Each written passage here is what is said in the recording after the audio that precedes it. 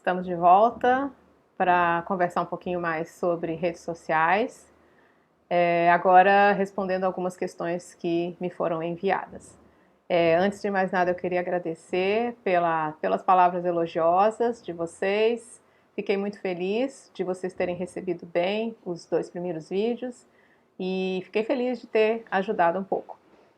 Então vamos lá, vamos otimizar o tempo aqui desse vídeo, para não ficar muito longo. Eu dividi então, né, para a gente ter um vídeo mais ágil, né, uma conversa mais rápida, eu dividi as 12 perguntas que eu recebi, eu dividi em 2 grupos, de acordo com o conteúdo das questões, né, conteúdo das dúvidas de vocês. Então eu dividi em 2 partes esse vídeo aqui. Na primeira parte eu vou falar um pouquinho sobre como trabalhar bem nas redes, né, que foi o conteúdo de algumas perguntas. Então, como atingir determinados públicos, como furar as bolhas, como trabalhar com mais eficiência a comunicação nas redes. Então, e a segunda parte, eu vou falar sobre combate à desinformação, que foi o conteúdo das outras perguntas. Então, a gente teve uma boa quantidade de perguntas dizendo respeito ao combate às fake news. Então, vamos começar por essa primeira parte. E eu começo, então, para responder essas perguntas, relembrando a vocês de 3 conceitos que foram falados nos primeiros vídeos, 2 primeiros vídeos, que são o conceito do algoritmo, o conceito de relevância e o conceito de engajamento, né, e que eles estão interligados. Então, só dando uma relembrada nisso, porque isso é o ponto de partida para a gente trabalhar bem a comunicação nas redes. Então, lembrando, o algoritmo, ele é a tecnologia que está por trás das redes. E como é que funciona o algoritmo? Qual é a lógica dele? Toda a intenção, toda a finalidade dele é fazer com que a gente fique o mais tempo possível nas redes. Para isso, o algoritmo ele faz uma espécie de curadoria, vamos dizer assim, né? Ele faz uma seleção de mensagens, de conteúdos que ele, no entendimento, né, entre aspas, dele, eu vou gostar, né? Então vai ser do meu agrado. Como que ele faz essa curadoria? Ele rastreia o meu comportamento nas redes. Então, o que eu sigo, o que eu visualizo, o que eu comento, o que eu compartilho, tudo isso faz com que se crie um perfil. Então, o meu perfil, né, é um perfil que tem gostos, né, que tem preferências por determinados temas. E o algoritmo vai me entregar cada vez mais esses temas. Aí vem o conceito da bolha, né? Entrando aí já no conceito da bolha. Por isso a gente normalmente recebe só conteúdos que nos agradam. Então eu não vou receber, por exemplo, conteúdos relacionados a ideologias ou a gostos diferentes do meu, né? Provavelmente não. Depende do que eu tô que tipo de postagem eu tô curtindo ou comentando e tal, como eu disse. Então, o algoritmo funciona assim. Como que o algoritmo faz? Qual é o critério que ele usa para selecionar essas postagens? É o critério da relevância. Então, o que é uma postagem relevante? Ela pode ser relevante para mim, mas quando eu estou trabalhando, né, buscando essa eficácia nas redes, eu tenho que procurar relevância para o público. Né? Então, eu preciso fazer uma postagem que o público vai considerar relevante. E como que o algoritmo vai entender que uma postagem é relevante? Por meio do engajamento. O engajamento são as curtidas, é a quantidade, é o nível de curtidas, de compartilhamentos, de comentários, de visualizações dessa postagem. Né? Então, se eu parei para ver uma postagem, se eu parei para ler, se eu visualizei o vídeo, se eu curti, se eu comentei, se eu compartilhei, eu estou causando engajamento nessa postagem e, portanto, o algoritmo vai entender que eu gosto desse tema. Então, vai me entregar mais postagens, mais mensagens desse cunho, né? Com esse conteúdo, ok? Entendendo esses 3 conceitos, a gente pode aplicá-los na produção dos nossos conteúdos. Então, como alcançar determinados públicos, como vocês pediram, né? Vocês questionaram. Como atingir público jovem? Como atingir eleitores indecisos? Como atingir militantes de esquerda que não estão no meu círculo de relacionamento mais próximo? Né? Como atingir qualquer tipo de público, a gente vai pela mesma lógica, ou seja, criar conteúdos relevantes, né? e causar engajamento. Esse trabalho de engajamento, ele é um trabalho, a gente tem empresas profissionais, né, agências de marketing digital profissionais nesse trabalho, que é um trabalho complexo e que tem que ser muito constante. Então não adianta fazer uma postagem hoje, esquecer, só a semana que vem eu fazer de novo, né? E depois só na outra semana. Tem que ser um trabalho diário, né? Um trabalho diário, não necessariamente diário, mas constante, né? E que trabalho é esse? É o trabalho de tentar entender o que é relevante para esse público, né? Então, o que é relevante para o jovem? Esse eleitor indeciso, quem é ele? Eu vou ter que pesquisar esse perfil, né? Qual é o perfil dessas pessoas, né? Assim como os militantes de esquerda, o que eles veem, né? Qual tipo de postagem, quem eles seguem, que tipo de perfil eles seguem, que tipo de influenciador eles seguem, vale para qualquer público, né? Então eu vou criar estratégias inteligentes para tentar driblar o algoritmo. O que eu vou fazer? Por exemplo, né? Vou dar algumas dicas. Vou tentar descobrir quem são os influenciadores desse perfil de público que eu quero atingir.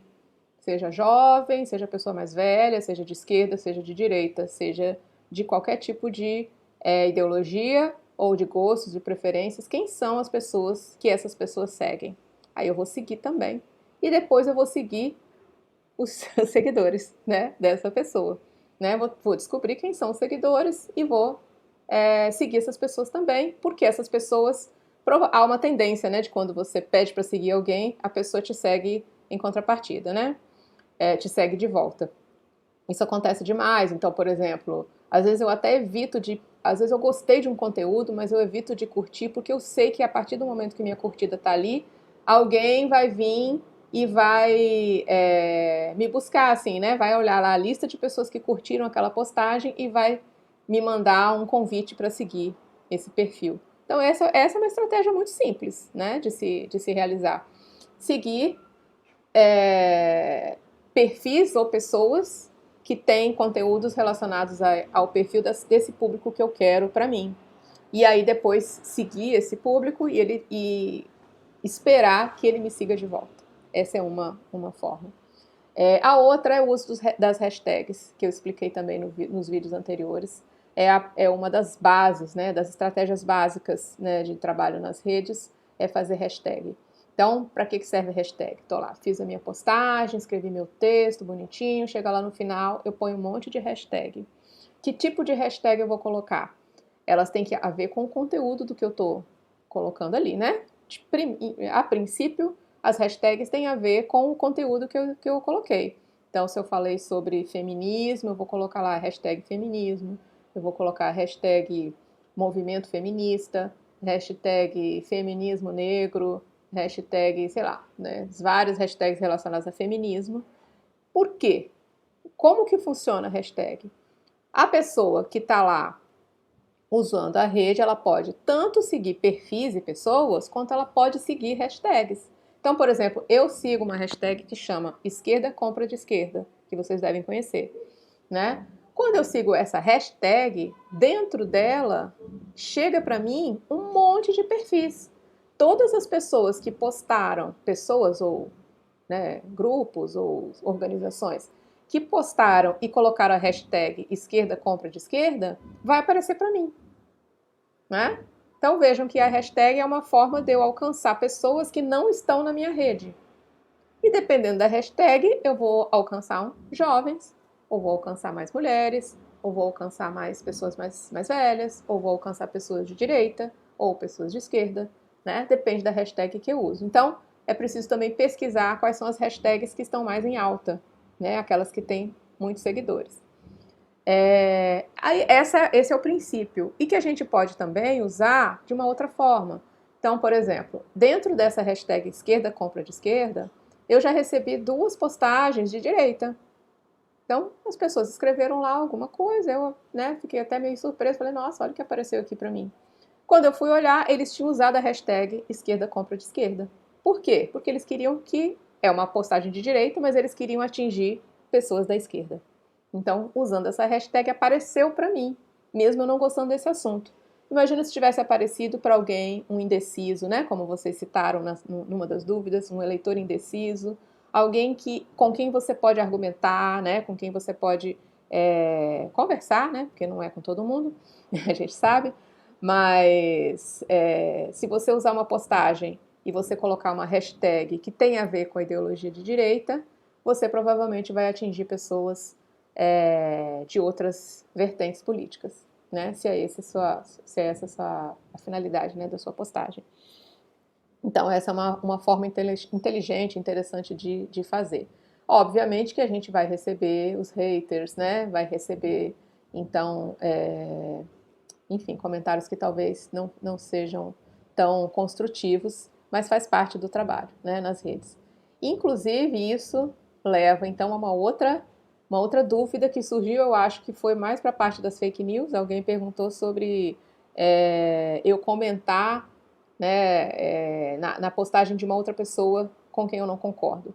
Então, isso aí é uma coisa bem interessante de falar, que é o seguinte: o algoritmo, ele não entende, vamos dizer assim, se o comentário é crítico ou se é a favor, né? Você só comentou. A partir do momento que você comentou, você criou engajamento para essa pessoa, para essa postagem. Então, se você recebe uma postagem sobre um assunto que você não concorda, a forma como foi abordada ali você não concorda, se você entrar nessa postagem e comentar, você na verdade está colaborando para que essa postagem chegue para mais pessoas, né? Então a polêmica, aquelas 500 comentários, falando bem, falando mal, xingando, seja o que for, todos eles estão colaborando para essa postagem chegar para mais pessoas. Então, tomar cuidado com isso, né? Então, o melhor de repente, não comentar. Agora, se você. É tudo uma questão de bom senso, né, gente? Se você, de repente, enxergar nessa postagem a oportunidade de apresentar um argumento forte, né? Que você vê ali, né, lendo os comentários, você vê que existe um nível de conversa ali plausível, né? Que dá para você conversar e você acha que vale a pena, aí tudo bem, né, comentar. Mas sempre sabendo que toda vez que você comenta, que você curte, que você compartilha, que você visualiza, você está dando mais engajamento, mais relevância para essa postagem. Então você está ajudando a ampliar o alcance dela, ok? Eu acho que é até interessante nesse ponto aqui a gente abordar um pouquinho a questão das hashtags fora Bolsonaro, né, e outras nesse estilo, entendendo que essas hashtags elas acabam dando mais visibilidade para o outro lado, né? Tomar cuidado com isso. O ele não, a gente hoje, né, reflete sobre o quanto que isso ajudou a eleger o Bolsonaro, né? Usar a hashtag ele não, que na verdade deu visibilidade para o outro lado, né? Então tomar cuidado com isso, né? Não sei se vocês viram a postagem da Anitta ontem no Twitter, justamente falando sobre isso. Ela falando que ela não vai usar mais a hashtag Fora Bolsonaro, que ela vai usar a hashtag Muda Brasil, para não dar visibilidade, né? Porque isso acaba criando burburinho, né? O buzz, como se fala, né? O burburinho em torno de um tema, de um assunto, de um nome de uma pessoa, né? E não é isso que a gente quer, beleza? Então, essa é a direção, né, para trabalhar qualquer tipo de público, entendendo também. Então, só reforçar uma coisa com vocês: não existe a resposta pronta para redes sociais, né? É trabalho, né? É trabalho de pesquisa, é trabalho constante, é trabalho de, como eu falei, de aprendizado. A gente vai aprendendo o que funciona e o que não funciona, né? Vídeo funciona mais. Vamos falando agora especificamente sobre jovens. O que funciona com jovens, né? No Instagram, a gente tem o Reels, né? A gente tem o TikTok primeiro, né? Que é uma rede que é bem direcionada para jovens. No Instagram, a gente tem o Reels, que foi uma estratégia que o Instagram criou justamente para concorrer com o TikTok. Os Stories são muito utilizados, mais do que o feed, inclusive. Eles têm bem mais visibilidade. Mas, de qualquer forma, alguém perguntou também qual a melhor rede e tal. Eu prefiro não falar assim sobre a melhor rede, mas a melhor estratégia, né? Então, qualquer rede é boa. Alguém perguntou também sobre isso, assim, qual rede? Se eu tiver que usar uma só, qual que eu uso, né? Em ordem assim de prioridade, qual é a melhor? Não tem melhor, tem a melhor estratégia, né? Então, como eu falei, se você leva em consideração esses três conceitos do algoritmo, da relevância e do engajamento, e trabalhar nessa tentativa e erro, nesse aprendizado, você vai aprendendo qual é a melhor o melhor conteúdo, qual a melhor abordagem, qual o melhor formato, né? Se é vídeo, se é texto, se é GIF, se é meme, se é foto, né? Qual é o melhor horário, qual é o melhor dia, tudo isso é teste que a gente vai fazendo e a gente vai entendendo o que vai funcionar melhor. Né? A partir do momento que você começa a ter mais comentários, o nosso famoso engajamento, comentários, curtidas, compartilhamento, você encontrou, ou pelo menos está na direção da melhor estratégia. Tá bom? Alguém perguntou também sobre a questão do WhatsApp, né? Eu não tenho como. E realmente, né, gente? Dizer que a gente vai trabalhar 6 redes, né? Ou 5, ou 4, ou 3, é muita coisa, né? É um trabalho intenso. Então a gente às vezes tem que escolher, né? Tem que fazer uma escolha. E fica muito melhor, na verdade, né? Se você escolher uma rede só e trabalhar bem, você vai ser muito mais eficiente do que escolher 6 redes e trabalhar mais ou menos, né? Então, realmente, se você escolher uma, fica, né, não vou dizer fácil, né? Mas mais direcionado o trabalho, né? E aí a tendência é ficar mais consistente. Então, essa é a minha dica em relação à escolha das redes. E alguém perguntou sobre escolher o WhatsApp. O WhatsApp é uma rede muito interessante, né? A gente sabe o quanto que ela foi um fator super decisivo nas eleições de 2018.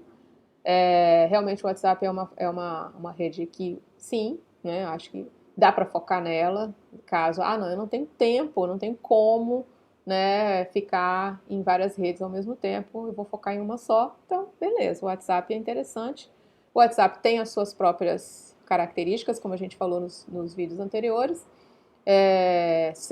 A forma, né, o modus operandi, vamos dizer assim, né, o jeito de trabalhar no WhatsApp, né, que precisa pegar esse jeito da mesma forma, né? A dica serve para qualquer rede. Então, entender o que faz sucesso no WhatsApp, né? O que vai viralizar, né? Um videozinho, se vai ser mais curto, se vai ser mais longo, se tem música, se tem meme, se tem texto mais longo, mais curto. Isso é tentativa e erro, né? A gente vai tentando até acertar. Beleza? Eu acho que em relação às redes foi isso. Teve uma pergunta também sobre como aprender mais sobre atuação nas redes. A gente tem cursos, né? Tem até cursos curtos, assim, até nem tão caros para fazer na internet. Mas eu sugiro YouTube, né? Ir para o YouTube e buscar lá os tutoriais para trabalhar em qualquer uma dessas redes. Então tem muita gente falando sobre isso e de forma gratuita, né? Então dá para acessar muito conteúdo interessante. É só colocar lá na barrinha lá de pesquisa, né? Como trabalhar bem no Instagram, dicas de como trabalhar bem no YouTube, né? Como fazer um bom vídeo. Então vocês conseguem encontrar muito conteúdo sobre isso. Não só lá no Google de forma geral, né? Ir direto no Google, vocês vão encontrar e-book, né? Tem muitas empresas de marketing digital que oferecem, né, dicas e, enfim, né, todo tipo de explicação e e-books e tal, essas publicações para explicar como é que trabalha nas redes. Então, isso aí é tranquilo.